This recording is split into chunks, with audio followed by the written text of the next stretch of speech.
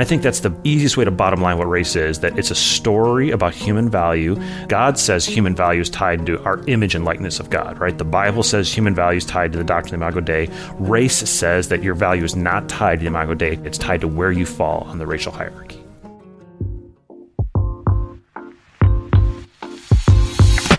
This is Where You From, a podcast for those who believe it's important to stop and listen before we speak.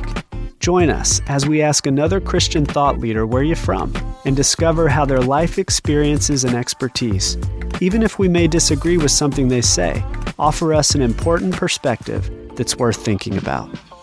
Welcome to Where You're From. I'm Ross Silverberry. We all have blind spots in our lives, like when we can't see a stain on a shirt or a mark left on our face. But blind spots can cause damage too, like a blind spot when you're driving that causes a car accident.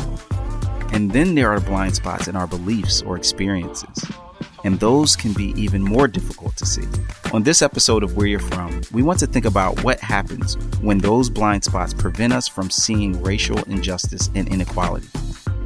Today, I'm talking to Daniel Hill about his journey in discovering his own blind spot. It all started when a friend asked Daniel to learn about Daniel's own culture, something he didn't even realize he had. This was the beginning of a process that led to what he later called becoming white awake. And as we will find out today, he was not always aware of racial hierarchy or his own internal bias toward men and women of color. Let's begin with asking pastor and author Daniel Hill about overcoming his blind spots on Where You're From.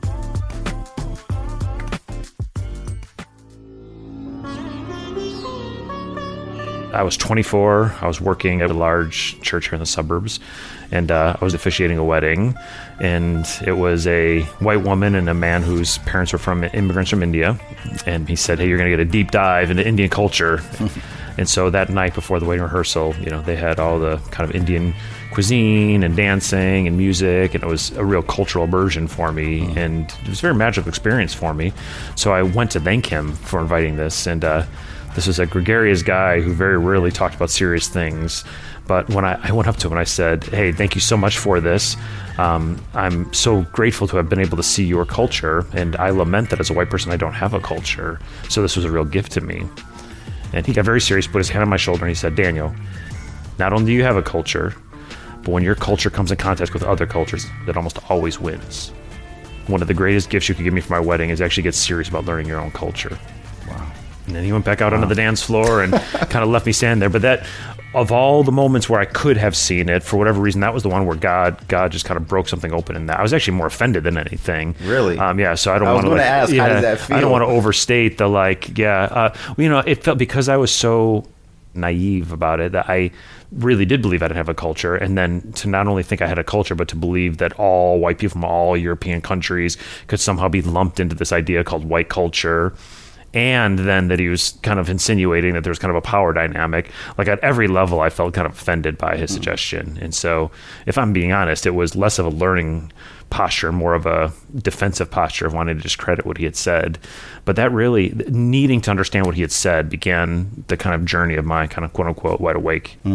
So what was the thing that was what you thought your faith was emphasizing and teaching growing up prior to I would say wedding? the term we use for it now is colorblind. I would say that's the term. My dad, who was a pastor, didn't use that term, but I feel like the secular version of colorblind and the Christian version are similar but slightly different. So I would have had the Christian version, which is not all wrong, it's just partially dangerous. But the Christian version kind of minimizes racial cultural differences, right? It says we're all human beings, we're all made in God's image, we're all sinners in need of a savior, right? And so the commonness of humanity is what should be emphasized. And then there's kind of an asterisk in there that, like, talking about racial cultural differences actually makes the problem worse. Yeah. That you're bringing up unnecessary kinds of hurts and pains when really what we should be focusing on is the common experience. I've heard that. And even focusing on the gospel, that it's a distraction. Yeah, I would say those are two different things. Okay. Yeah. I think the colorblind approach is kind of basing itself on kind of focusing on the commonality. And then I think there's a whole another issue of like the way we talk about the gospel that also I think kind of hinders our ability to have these conversations. So in the sense of, as it related directly to the issue of race and ethnicity, it was like, hey, let's just focus on our commonness, not our distinctions. Right. And then if you had to say, like in that time period, how you understood the essential core message of Christianity to the world, what would it have been before this experience, before that conversation on the wedding dance floor? Right. The kind of theological conversion that we go through, kind of into deepening the gospel, right? It's like separate but linked, right? So I would say, in a word, probably it's justice. Sadly, still in a lot of white evangelical spaces in particular, which is kind of what I've been formed, anything that's outside of just spiritual justice of us being made right with God, anything that kind of touches the social realm is often seen as kind of a social gospel that's outside of the core dimension. Not only outside of the core dimension of the gospel, but even potentially kind of a threat to it. So you're right, like to be able to have the spiritual equipment needed to have these conversations, you actually have to have a deeper understanding of the gospel than we often have. Right. And I definitely think those two things are related for sure. Okay, so you had this mindset coming in of emphasis on commonness and whatnot. Then you have this abrupt confrontation at this wedding. Yeah. And so then what do you do after that conversation? Like that challenge that you were given, the gift that you can give me to learn about your culture and understand that its power. What did you do with that? Well, it was a long process. I understand better what was happening now looking back than I did during it. The initial confusion that happened is I started asking around in my own circles, my own white Christian evangelical circles. And what I realized is just people in my circles just didn't talk about stuff like this. They didn't talk about culture. They didn't talk about race. So there was one of two responses. There was just straight out confusion. Like, what are you asking? I don't even understand. Or there was this thing we had just addressed where like there's kind of this programming we have that if you're talking about race or justice kind of issues, something about that feels dangerous. So I would alternate between kind of just indifference and then kind of suspicion within my own circles. And so that actually felt confusing in a way that hadn't before, because I hadn't been thinking about it, so I wasn't aware of that. But now that I was trying to understand, and while I was still in a defensive posture, I was trying to understand, and it just was not being talked about in the circles I was in. And what was it exactly that you were trying to understand in those conversations?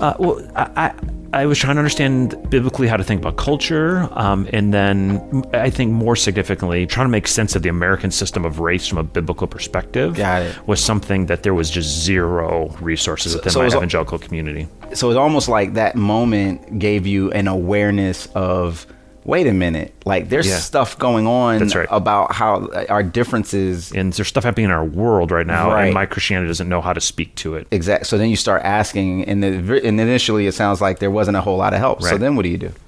So I really did take kind of a crooked journey because it actually led to a faith crisis for me, honestly, because I had to go outside of the church to start studying race.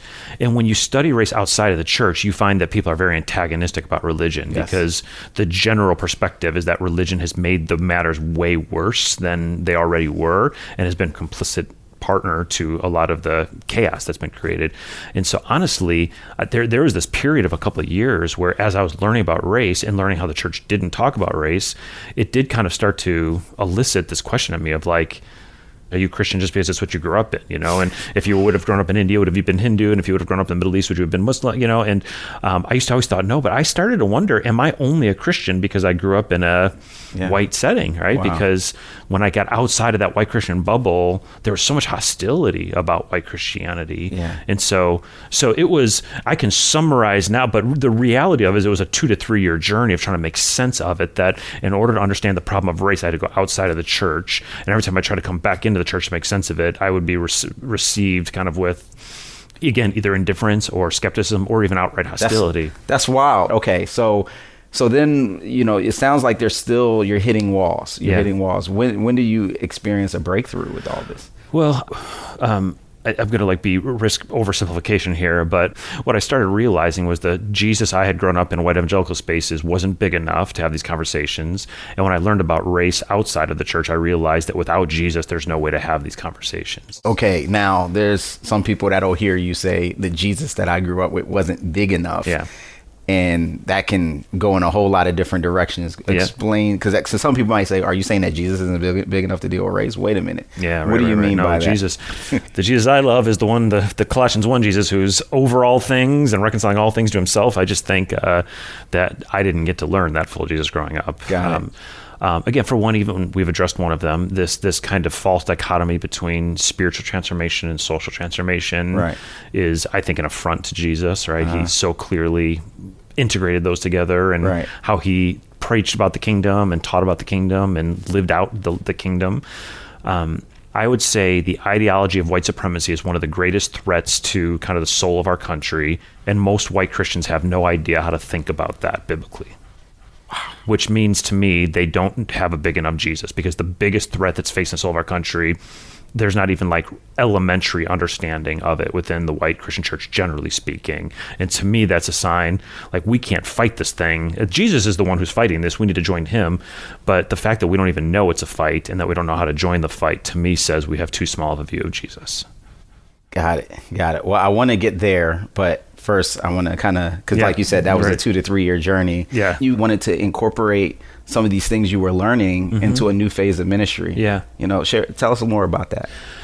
Yeah, well, at the time, diversity was kind of the main thing I was trying to pursue. I started a little satellite thing in the city through that, and a big part of our goal was to like start diving more deeply into ideas of cultural diversity and social justice and stuff like that. So those were very central facets for it.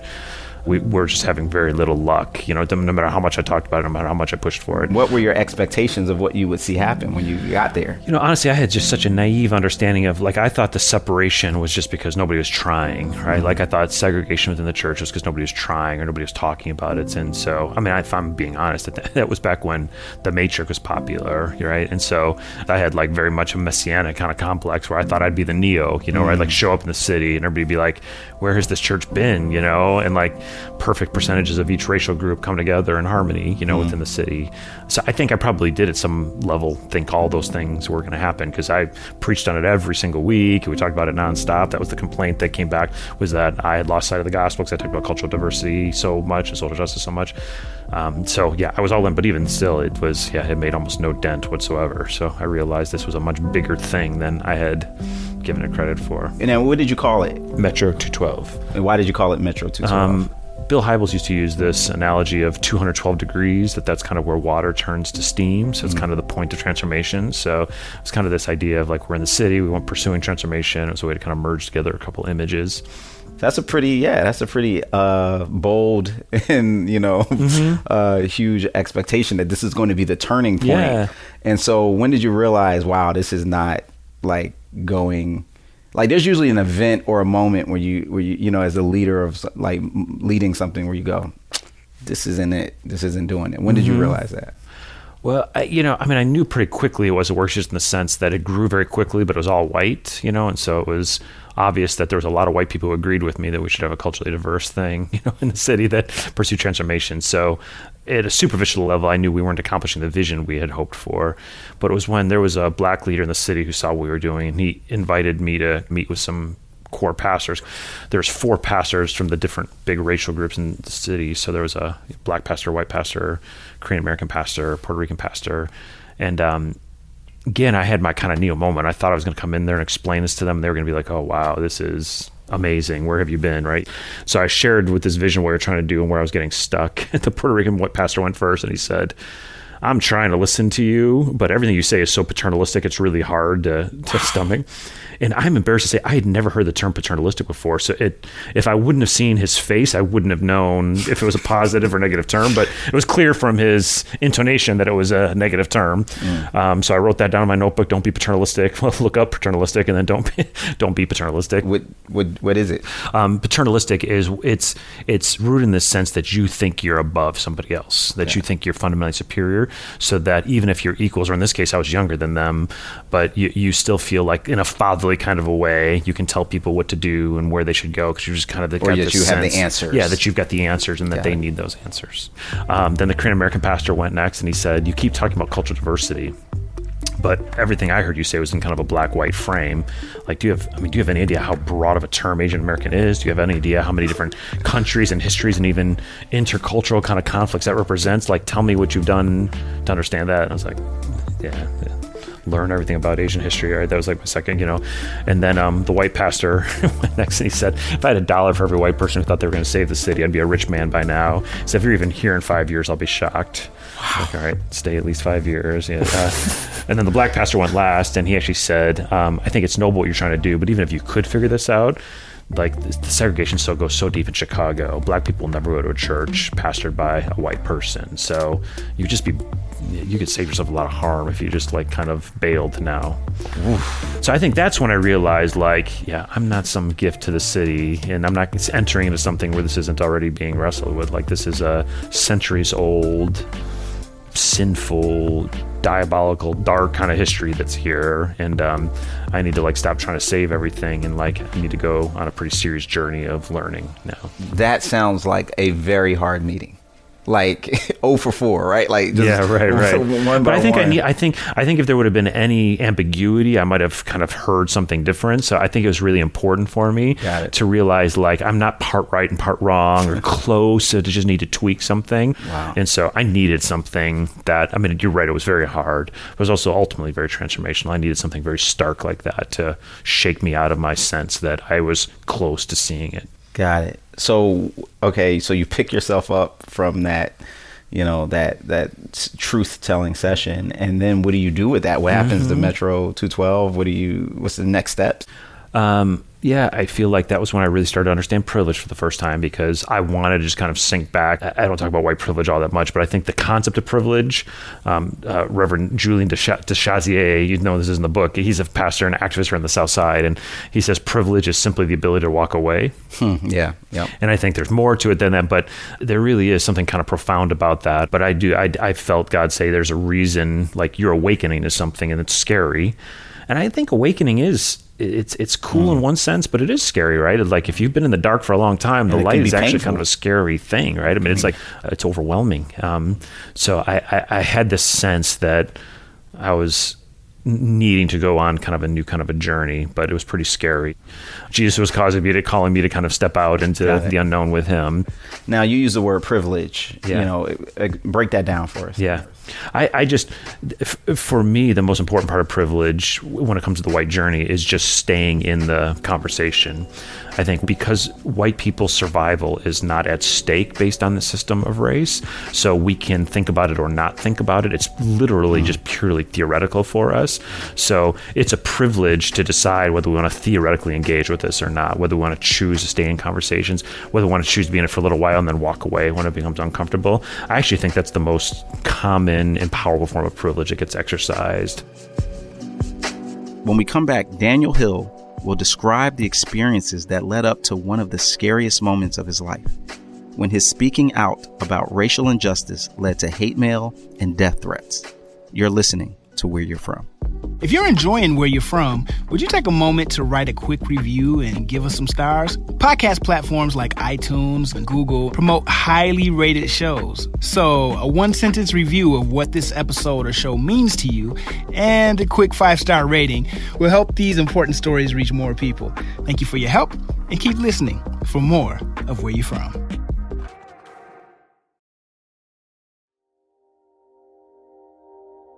This episode is brought to you by smallgroups.com.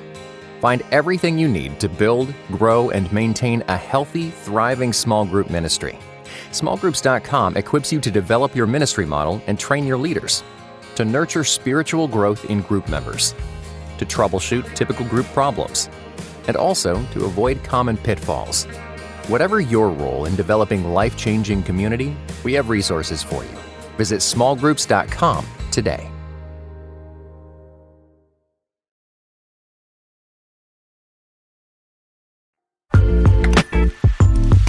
Hey friends, my name is Jade Gustafson, and I'm one of the producers for Where You From. Before we return to our conversation with Daniel Hill, I wanted to share a quick teaser of our next episode with Dr. Alma Zaragoza Petty. This is Where You From. I mean, that's partly why I went into education, because as I went up the ladder in my own educational journey, there were less and less folks like me. There was more and more folks that were already from privileged positions in our society. There were already folks that are 3rd, 4th generation college goers. But the knowledge of our people, and by that I mean just the hood, but also Latina, and we were getting nothing up there into the echo chamber of what is the ivory tower, And so I was just we need more voices up here to be saying nope, pause, that makes no sense to call people this, because guess what? I'm that person, and I don't appreciate being called at risk, because at one point I have to stop being at risk, and even as a graduate doctoral student, that was a way that we were referred to, like people that were from minority backgrounds.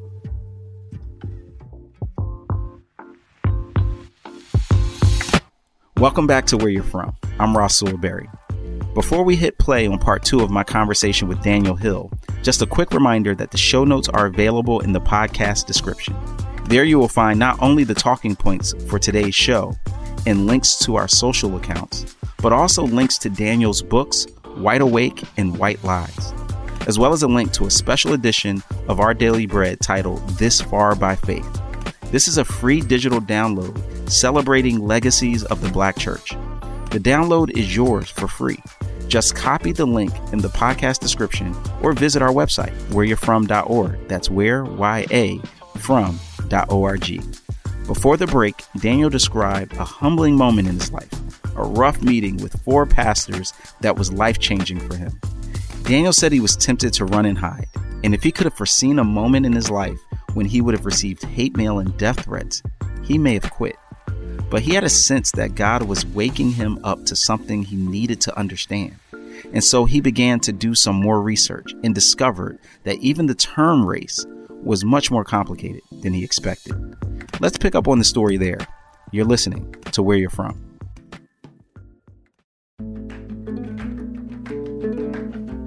So the phrase that all the race scholars used was that race is a social construct.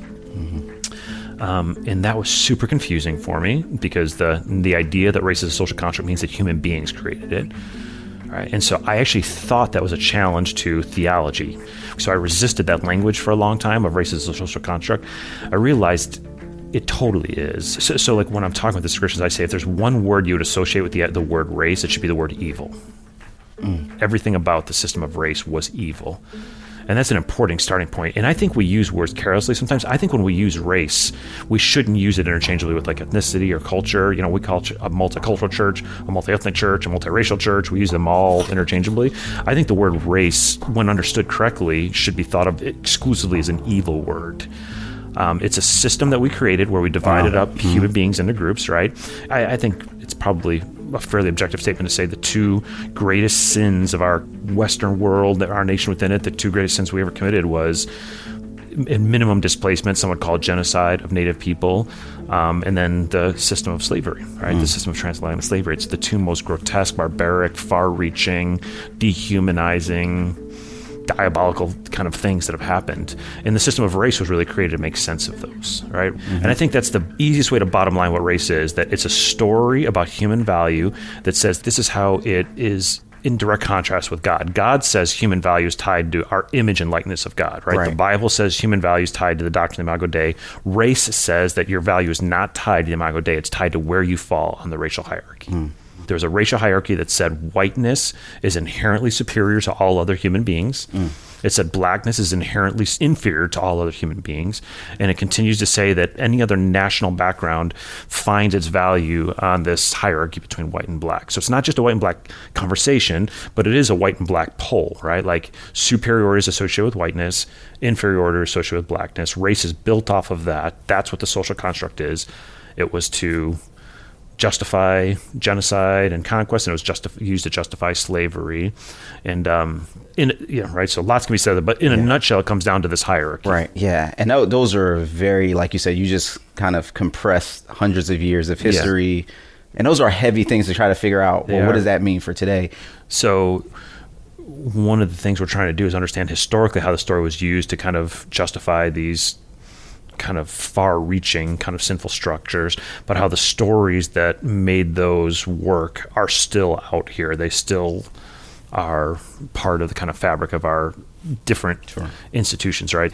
So education would be one of the places where you can very clearly see the narrative of racial hierarchy still at play. The other kind of social science synonym that gets used for the narrative of racial hierarchy is implicit bias, right? So implicit bias is that we have these images of kind of goodness that we associate with whiteness, these kind of images of badness or dangerous or less than, or within educational settings, historically, blackness has been associated with the least intelligent, right? Which I hate to say that, but that's always been part of the racial hierarchy, right? That because this narrative says black people are less intelligent, more dangerous, less capable, more, it's all bad, lesses and mores. And I think that's what in the Brown versus Board of Education trial that the black sociologist, Dr. Kenneth Clark, was demonstrating with the doll experiment, where he was showing how this narrative was actually impacting black children to point, they would have a black doll and a white doll and say which one is smarter. The black child would pick the white doll. Which one is better, good, they would pick the white doll. Yeah. So that's that. When a couple of years ago, Anderson Cooper did a revised kind of version of that to see, and he worked with a famous sociologist, and what they found is that basically nothing's moved. Wow. It's heartbreaking. We showed it at church. It was actually a really difficult moment. We showed, you get this cute, precious little black girl, and you've got 5 pictures, right, from the whitest to the darkest, and he says, which one's the smartest? She points to the whitest girl, and he says, which one's the dumbest? And she points to the darkest skin. He says, which one's going to do the best in life? And she points to the lightest skin. To put an exclamation point on that, we had a family at our church, black family at our church, who's like, that can't be true, that can't be true, that can't be true. Their daughter was 4 at the time, so they went home, and this is a 2-parent family where they tell their daughter how wonderful she is all the time, right? And they went home and redid the test, and their 4-year-old daughter did the exact same thing. Wow. Pointed to the white girl as the one that's going to do the best, that's the prettiest, that's the smartest. And so that's where you start to see, like, this is not some politically correct kind of thing where we're trying to talk just right. This is kind of a principality or stronghold that kind of gets into hearts and minds in terms of who's valuable and who's not. Yeah. One of the things you talk about in the book that kind of, I think, paints a picture in a very, very personal way is a young lady named Stephanie that I think was mentioned by the author, Dr. Tatum, in her book. Maybe if you tell that story, it can kind of help people see how that narrative of racial hierarchy or difference plays itself out. She told the story of her parents. They both grew up in poor, impoverished settings. They got married, really wanted to make sure their kids had access to a higher level of education than they had in the impoverished schools. They actually moved to Wheaton out here in the Chicagoland area, which we're still at a point in history. Good schools is always going to be an all-white school, right? That's just we have these kind of code words now, but you have to go to an all-white setting, generally speaking, right, to get to the access to the kind of social services that are associated with human flourishing. And so the parents decided to move to Wheaton, and when Stephanie was in 3rd grade, she was at the dinner table, and Mom said, "How's school today?" And Stephanie said, "Good." And Stephanie said, "Oh yeah, a bunch of my friends got tested for the advanced placement track within the school." Mom's like, "Did you get tested for it?" She's like, "No, I don't know why." And like her mom's heart sunk, and so because Stephanie had been the highest scorer ever since kindergarten in her classes, so Mom went in. School teacher didn't know why she didn't get it. The principal didn't know why. Everybody was just like, sorry, just somehow it was an oversight. They had Stephanie take it. Stephanie got the highest score in her test, in her school, got immediately bumped up to the advanced placement thing. So Stephanie, who's now a doctor, said, that was the most critical moment of my life. Because if my mom didn't catch that, I would not have gone to the advanced placement track. And it wouldn't have mattered from that point forward what I did. I would have had no chance to stay on the academic track necessary to eventually become a doctor. And so, do I think that the teacher was racist? Do I think the principal was racist? No. I don't. In fact, I'll bet you if you would have asked that teacher, and if you would have asked that administrator, they would have said, we care deeply about diversity. But you can very clearly prove that there are these biases that are associated with assuming certain kind of students will do better and certain kind of students will be worse. And so it's the accidental forms of this. It's the unnamed forms that actually become more dangerous in a lot of ways, right? It would be a nice, simple story if there was a KKK person behind the curtain saying, we're not going to let the black students do it. It's actually more dangerous. That's in hearts and minds and in unchecked kind of a way. Now, you mentioned this in spiritual language, talking about principalities. Is that like hyperbole? Is that being extreme? Or is that when I talk about we don't have a theological lens, at the most basic level, Jesus calls himself truth. Right? John 14:6, I am the way, the truth, and the life. John 8, you'll know the truth, and the truth will set you free. At the most basic level, the devil is thought of as a liar. Right? It's said in multiple places. That's John 8. He says in 3 ways, the devil's a liar, his native tongue is that of lies, which is a really profound way to talk about how evil works. That it's got a native language, and its native language is that of lies, and it's the father of lies, right? So anywhere there's an individual lie, that there's something demonic about that. I think it sounds so supernatural when we talk about that, but it's kind of like how the Screw Tapes letter works, right? Of just like showing that like darkness is real. It's like around, right? And it works through division. It works through trying to get us separated from the truths of God. So I think an individual lie is dangerous enough, but this notion of the father of lies, like I think that gets to like where are lies clustered up, where are lies swarmed together, where have lies kind of enmeshed in such a way where that's how I would think biblically of what a stronghold is or a principality is wherever you see kind of a fathered, protected swarm of lies together. And that's what makes race so uniquely dangerous is a single person who believes that somebody's less than is dangerous enough. But when you've got a whole family that thinks of that lie, when you've got a whole town that thinks of that lie, when you get a whole generation of people who buy into that lie, when it becomes multi-generational and the lie continues to get passed from generation to generation to generation, that's to me when something's a principality, when something that should be so basic to expose and reveal is actually so difficult to reveal. And then it builds narratives and stories, and even the way we look at history and the way we look at the present all gets shaped through that lie. Now, the other thing that was insightful and eye-opening to me is you talk about how this lie or this stronghold doesn't just impact negatively people of color or black people. You actually use this word white trauma to talk about how very people who one would consider like the privileged group are actually also in a significant way harmed by it. Right. How is that possible? So for one, I mean, lies are dangerous, right? And so if this is true, that this lie is being broadcast all the time and we've just never paid attention to it, like just at a very minimum means we're living under a milieu of lies and are just oblivious to it, right? I mean, that has to do, even if we can't detect what the damage is, that just has to do damage, right? That you're living under lies. That's one of the big differences of being a racially conscious person of color, right? Is at least you're aware of the lie. Like life is super hard, like navigating those lies, but at least you know they're there, right? In some ways, like you could say that there's a soul advantage and with a starting point of like you see what you're up against, right? So for us to be in this and not even realize we're in it is one kind of danger. I think the other danger though is this is where the truth and lies thing I think becomes very important, because the history of race is very ugly, honestly. And it would be bad enough to not tell it, to pretend it didn't happen. That's actually a form of lying, to not tell it. But unfortunately, many of us have been brought up in a system that doesn't just ignore the past, it actually retells the story of the past. Okay, so what is the trauma that you say that this causes to white people? Yeah, and I want to acknowledge that's a controversial term, calling it trauma. So it comes from Mark Charles, who's a native theologian, and he just wrote a book with Soong-Chan Rah called Unsettling Truths.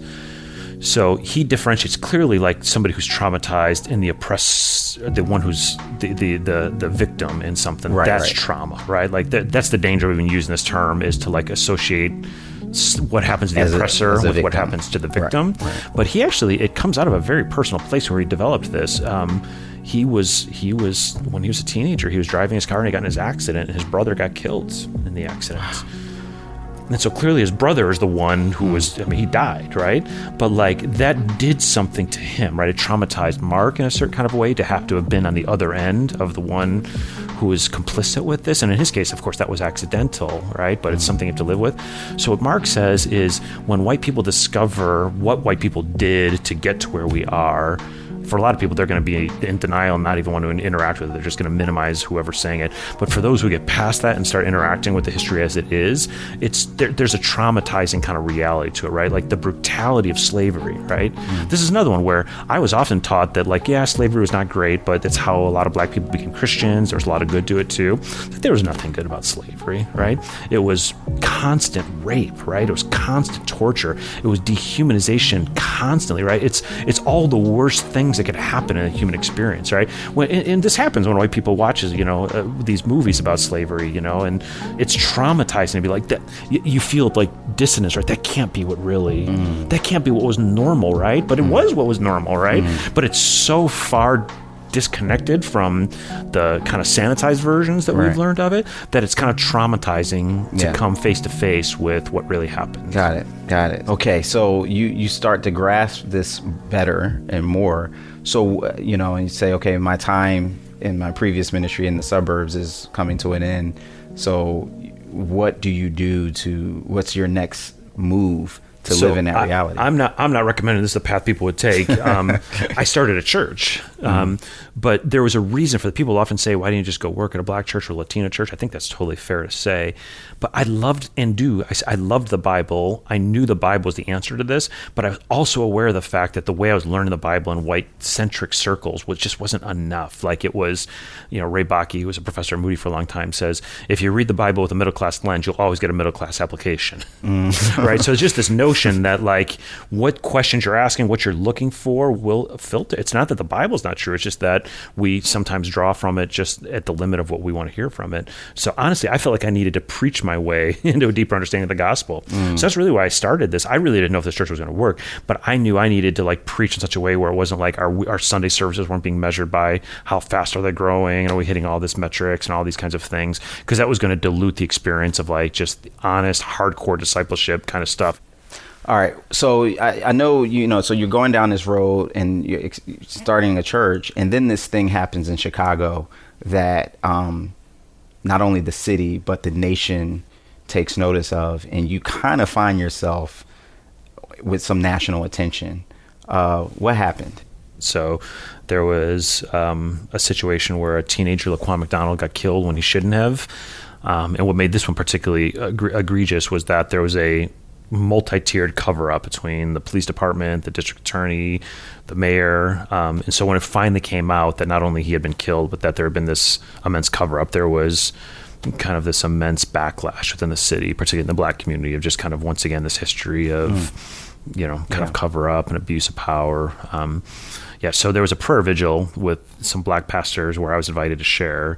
And when I prayed for repentance, there was a number of national kinds of things over there, including CNN. So they asked me to come on CNN after that, which felt weird because there was all these black pastors who had prayed similar kinds of things. But the fact that there was a white pastor there, so they asked me to be on. So I asked all the black pastors first. I wouldn't have done it if they didn't tell me to do it. But one of them said, you're going to say what we say from the pulpit every single Sunday, but they're not going to listen to us. So take advantage of it, go on this, and tell the truth when you're on it. Okay.